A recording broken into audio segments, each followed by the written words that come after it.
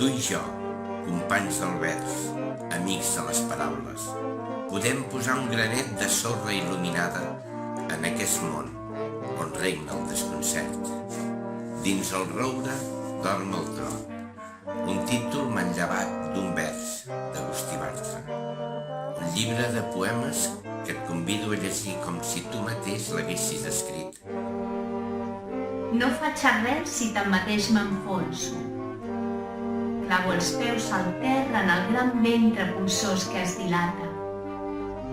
Enfollida de fondària cavo més, ensoterro, m'extravio cap al centre de mi mateixa, on la carn recull l'escalfor estranya d'altres cossos, en esfondraments i profunds inicis. De dins remunten batecs de magmes, insistents proclames de fum. A la fi tot s'aquieta, prens la terra que calla, reculls i beses, boques infinites paraules.